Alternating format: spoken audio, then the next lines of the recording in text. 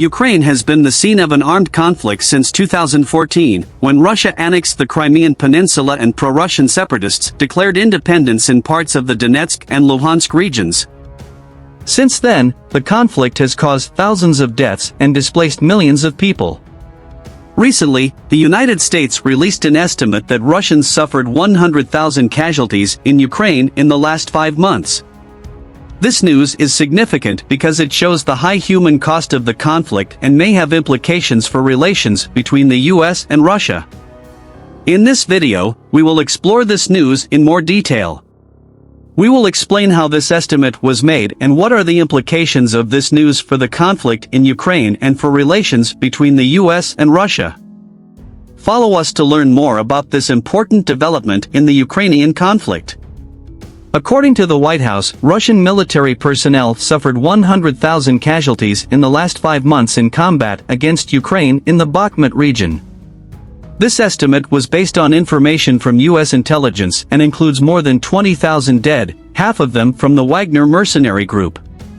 Russia's attempt at an offensive in Donbass largely through Bakhmut failed, and Russia failed to take any real strategic and significant territory. The Russians made some gradual gains in Bakhmut, but this came at a terrible cost, and Ukraine's defenses in the region remain strong. And the counteroffensive continues to punish Russian forces. Ukraine's Deputy Defense Minister Hanna Maliar said that in recent weeks, Ukraine has successfully regained about 130 square kilometers of territory along the southern front. Despite this progression, Maliar says that the overall situation has not changed dramatically since last week. Maliar also revealed the scale of conflict along the Eastern Front, where about 250 clashes were reported last week in areas including Lyman, Bakhmut, Avdiivka, and Mariinka. She characterized the situation in the region as a continuous heavy conflict.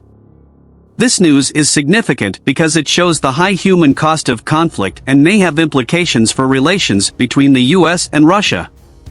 In addition, White House National Security spokesman John Kirby said another US arms package for Ukraine will be announced soon. Half of those killed were soldiers from the Wagner mercenary group. The Wagner group has played a fundamental role for Russians since the beginning of war between Russia and Ukraine. However, there was recently a conflict between Russian authorities and Wagner mercenary group. The leader of Wagner group, Yevgeny Prigozhin, threatened to withdraw his soldiers from Bakhmut city due to lack of ammunition. The withdrawal of Wagner group could impact course of conflict, as they have been an important force for Russians in war. It is still uncertain how this situation will develop and what implications it will have for conflict in Ukraine.